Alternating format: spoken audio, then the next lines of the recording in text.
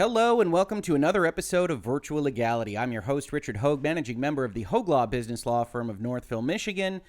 And today I hope we have a fairly short episode of Virtual Legality, but I wanted to reflect on some of the things that we have said before in respect of a story that I saw on my social media feed and in Reddit just a little while ago. And it's entitled, Nintendo is Going After Creations in Dreams Related to Their Franchises. Now, for those of you not familiar, Dreams is an engine video game. Much like Little Big Planet, it's a game on the PlayStation 4 system that allows players to make whatever their mind can conceive of using some very, very robust tools that allow them to make 3D creations. And in this particular case, after following the Reddit thread to the Twitter, Piece of Craft, at Piece of Craft, put up a tweet that said, "Good news and bad news. We flew too close to the sun, boys. A big video game company who I will keep nameless obviously didn't read my be cool note in Dreams. No worries though, I have a backup plan. But for now, Mario projects in Dreams are on hold until I put said plan into effect." And if we look at this is the front page of something that is showing what somebody has made in Dreams. And it says, "Rigged Mario for Twitch stream. This version of Mario is for those lovely few that follow my Twitch and want to follow along on the creation process." And you can look and see that this individual or team of individuals has put together a fantastic looking Mario. But as you probably know, if you follow Virtual Legality or if you've played video games at any point since the late 1980s, Mario is the intellectual property, is copyright held by Nintendo. And so Nintendo looks to have told Sony and told Dreams that this was not acceptable, that this was copyright infringement. It was infringement on the rights that they have to make copies of and to distribute those copies of their Mario character. You see at the top of your screen, moderated. Your creation has been moderated and removed from Dreams due to contains copyrighted material.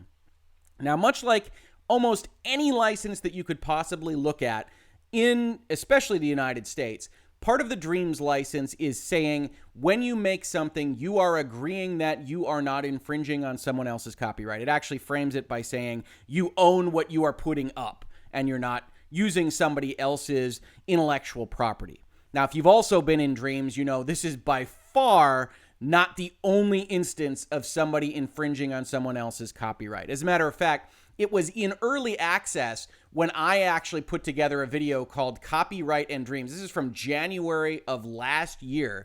So many, many months ago, a very early Virtual Legality, number 16, as we approach number 200, if you can believe it. And this video reflected on a number of people asking me questions about how some of this stuff can survive in Dreams. Dreams right now has a Fallout 4 mod, essentially, a little playthrough that you can do that looks a lot like Fallout 4. You can play Sonic the Hedgehog levels. You could certainly do things with Mario and Zelda and other very, very famous video game intellectual properties, and not limited to video games. There's a lot of different intellectual properties that people have kind of been playing with in Dreams. And I highly recommend you go and you check out this video because it talks about how that can be. And it also talks about how, even though that can be, with all this stuff that you're seeing in Dreams, or that you might be seeing in terms of fan art or fan games or just out in the world, how that can exist while at the same time, someone like Nintendo still has the right to moderate and to strike something down. And the answer to this question is basically what I call largesse, which is a somewhat fancy term for saying, hey, all of this stuff actually does infringe on the copyright of the copyright holder, but for the most part, they allow it as long as they don't think that it is bad for their brand. And in a lot of ways, a lot of this stuff is good for their brand. This is a video that I did for the Easy Allies where they asked me a question about how fan games can exist, which is a very similar type of question to how this stuff can exist in Dreams. And the answer, once again, was dependent on whether or not you have bothered somebody, right? That Nintendo probably isn't bothered by what we see here, right? This is just a Mario, but it's a very good-looking Mario. And there is always the possibility that Nintendo looks at something like this, looks at what somebody, an amateur, can do in something like Dreams, which is very, very robust, but which is not as professional, doesn't have all the professional bells and whistles of an honest-to-God 3D engine, and say, oh, they're putting us to shame, or they're making us look bad. Or maybe we want to work with Sony in a very unexpected deal that we were going to announce at E3 that is going to have Mario stuff that is placed into Dreams, and we want to sell that for $4.99.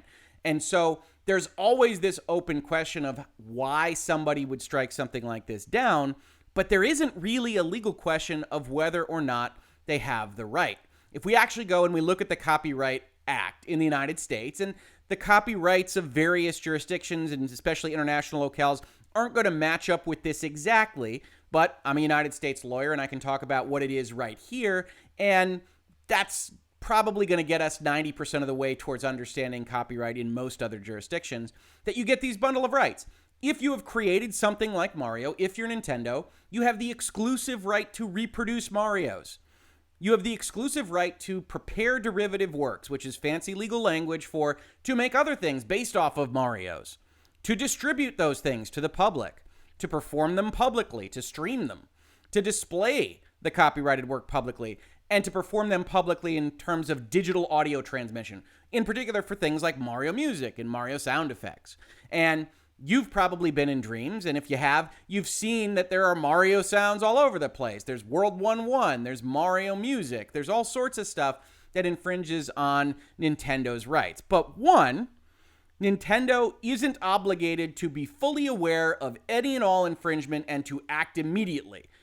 The law understands that they have a limited amount of labor. Even if they wanted to strike all of this stuff down, they have to only strike down what they can find. And the law doesn't say, oh, if you couldn't find everything in every nook and cranny, somehow you've lost the right to police the Mario copyright. This isn't the equivalent of trademark, where one of the things that can get a trademark struck is essentially you didn't use it, you didn't police it enough, you didn't watch to make sure that your trademark was only being used to describe the source of goods or services as being from you, and because you failed to police it properly, that's going to be an argument that someone can bring, not automatically win, mind you, but that they can bring in a court of law or to the USPTO or to whatever authority is in the specific international jurisdiction that they are looking at, and they can claim that you didn't police it enough. That's not copyright. There are kind of equitable claims that you can make on these kinds of things, but in general, especially in the United States, it's understood that you're not going to be able to catch everything. And some people might say, hey, Rick, well, isn't it fair use? I get a lot of this, right? I get a lot of comments to my videos. Isn't X fair use? Isn't Y fair use? The answer is probably not, right? We've talked about fair use before, but fair use is a very specific statutory exception to infringement on copyright that says essentially, the court will figure it out if they think that the use was fair. And in determining whether the use was fair in any particular case, we'll consider the purpose, the nature, the amount, and the effect on the market. In this particular case, there's no question that the substantiality of the portion used for something like this is entire, right? That's a Mario. There is nothing new there. It's transformative insofar as it now exists in Dreams, but that's not legally transformative. That's a Mario. And so all of it was taken. You say, well, the purpose of the use, they're not trying to sell it. They're just putting it out there in Dreams for others to use. That might be the case. Absolutely might be the case. But, one thing that came up in the very recent past is that Dreams is now looking to see whether or not they can help folks monetize the use of their engine. So that raises a whole bunch of additional questions. Dreams goes and says you're not infringing on something when you make something for them. And that's all well and good. People are going to breach that all the time. That's just the nature of people, and I think even the corporations understand that. But it's all locked into Dreams. It's all in a somewhat very good video game and very, very good video game engine, but not really completely analogous to actually playing Mario Odyssey on your Switch or actually playing Mario 64 or whatever it is that is your particular favorite Mario game. But when you start to say maybe we sell this Dreams engine to others to make video games, I think a lot of the publishers and a lot of the content holders, the intellectual property holders, perk their ears up. They say, okay, so you're thinking now that you're going to potentially not only have an engine here, but you are going to help facilitate others to make money on these things. We're going to have to pay more attention. Now, you could also say, Rick, that's still silly because this isn't being described as monetizing anything. Yeah, it's going on a Twitch stream, but most folks don't care about having ads or maybe getting bits or whatever it is that you might get on Twitch. Most of these companies aren't going to care about that much, and I think you'd be right. I don't think Nintendo is acting really in a great decision-making capacity on this, but that is distinct from my analysis of their legal rights here, right? I think a lot of people that comment on my videos or otherwise contact me on my social media sometimes get those confused, and what I want to help kind of illuminate is who has the rights, what can they do, not necessarily whether it's a good idea. If you want me to editorialize, I think in general this is a bad idea. I think a lot of Japanese video game companies in particular have struggled with how much derivative work they should allow with respect to their games, because they want to maintain their copyright. They want to maintain the specific closed ecosystem of where their copyrighted materials can appear. And so you look at something like this, you look at a rigged Mario and you say, what could possibly be the harm on something like this? And I described it in my previous Dreams and Copyright video, but one of the things that a company like Nintendo is going to be worried about is you take this Mario model and you give him a gun and you put him in a Dreams Doom level, and how violent can we make things? Or maybe you make things be said or thought about in thought bubbles out of Mario's head that are very much against the goodwill, very much against the branding of Nintendo. And it's not that that's happening right now. It's not that that's happening with something like a rigged Mario puppet here, but it's the possibility of that happening. And I think where American companies and European companies maybe are a little bit more okay with that risk allowance, which it is a legitimate risk. You could have Mario appear in some kind of, Nazi propaganda game, although I think that would be taken down from the Dreamses of the world pretty quickly, and Nintendo wouldn't like that. I think the Western kind of companies look at something like that as a risk and say, yeah, that's okay, because what this is otherwise doing is acting as marketing for my intellectual property. Hey, it's Mario. Doesn't everybody love Mario? Now more people are playing with Mario and thinking about Mario and thinking about how much they loved Mario Odyssey. And hey, is there a Mario game that might be on sale on the eShop this week, especially with us all in quarantine? And I think a lot of these companies go down that line and say, yeah, it is infringement. Yeah, it's not entirely within our control. We don't love it, but it has all of these additional benefits. And I think Nintendo has, until now, allowed a lot of stuff on Dreams. And one of the questions that we have is, why now have they kind of struck something like this? One reason is it looks really, really good, and that's always going to be a potential problem, kind of ironically, for the original intellectual property holders if it looks too good. And then also, because Dreams has now started toying with monetizing their engine, I think Nintendo and a lot of these other companies are going to be more aware of what is on Dreams. Finally, I just wanted to mention, as kind of the corollary to this, you might also say, Rick, what about streaming? Right? Streaming is a derivative work. It's something that infringes inherently on the intellectual property that these people have made. They license their use to you to play a video game, and then you broadcast it to the world. And this is in particular a significant problem for very narrative games, right? We were seeing this problem writ large when Telltale Games was really making a lot of these narrative games that maybe had a few branches, but ultimately just told a story. And if you streamed it all, you were getting some high percentage of the value of actually purchasing the game just from watching a free stream. And so you look at these companies and they say, okay, I guess we'll allow it. But at the start, they didn't allow it, right? At the start, a lot of people came out against these streams. Nintendo in particular has always had a very thorny kind of relationship with streams and streamers and these kind of derivative work questions. And a lot of these companies essentially came around to the fact that it was good marketing. This is how people wanted to interact with their product, and putting in their software licenses that this was allowed, but maybe putting some restrictions on it.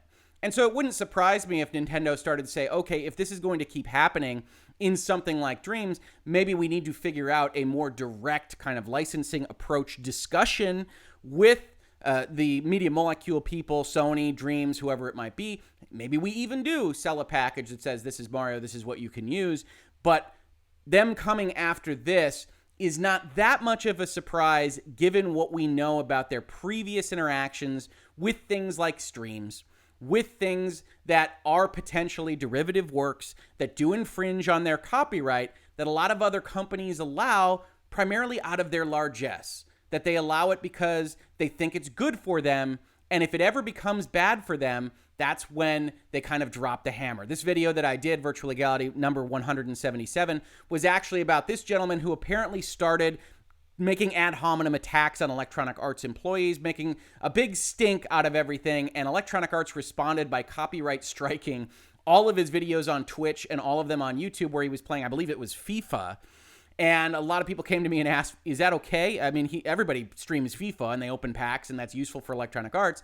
The answer is yes, right? And that's one of the inherent problems with streaming. That's one of the inherent problems with just taking kind of YouTube Let's Plays at face value, is that because they are inherently infringing, because you have this kind of consistent copyright question, almost always, if you turn on the one that is feeding you, if you are an Electronic Arts FIFA streamer and you suddenly start saying, I hate FIFA and I hate Electronic Arts always wields that sword of Damocles hanging over your head to say, okay, fine.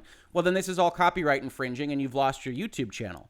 And because that is, in fact, the nature of the copyright law as it stands right now, because that is, in fact, the reality that streamers face on a day-to-day basis, it is the kind of thing where viewers have to interpret what they are seeing in streams that way. When you watch somebody that's really loving Apex Legends, or you watch somebody that's really loving the latest Call of Duty, or whatever it might be on Twitch or YouTube Gaming or elsewhere, you always have to have in the back of your head that this lives in largesse. And if they want to, they can copyright strike. And they will do that if they think that you are more negative than positive towards their brand. In this case, it appears that that's what Nintendo thinks about this particular project. It wouldn't surprise me to see Nintendo move against further projects, but that doesn't change the nature of Dreams. That doesn't change the nature of everything else that you might see in this space. It just means that Nintendo in particular views this as a specific problem, and they're within their legal rights to do so. But if you've got an issue with what Nintendo's doing, with what they're not allowing in Dreams, with what they should be allowing, they have their legal rights. That doesn't mean that they made a good business decision, and you can make it known to them if you disagree. That's been what has hopefully been a fairly svelte Virtual Legality for today. If you enjoyed this, please like, please subscribe. We just did a great video, in my opinion, yesterday about what GameStop did by claiming that they were essential retail for a 24-hour period before essentially capitulating to all law enforcement agencies immediately thereafter. But there was a lot of interesting kind of legal analysis done about how the California order works, what it means to be essential, what critical infrastructure is. If you're at all interested in those kinds of questions, please do check out that video. Let people know that it exists. And we talk about these things in video games all the time in this channel and elsewhere. So share it with anybody that you think might be interested, and I'd love to hear from you in the comments to this video, on my Twitter, or wherever else. If you caught this on YouTube, thank you so much for watching. I very much appreciate it. And if you listen to it in its podcast form, thank you so much for listening. And I will catch you on the very next episode of Virtual Legality. Virtual Legality is a YouTube video series with audio podcast versions presented as commentary and for education and entertainment purposes only. It does not constitute legal advice and does not create an attorney-client relationship. If you have legal questions about the topics discussed, please consult your own legal counsel.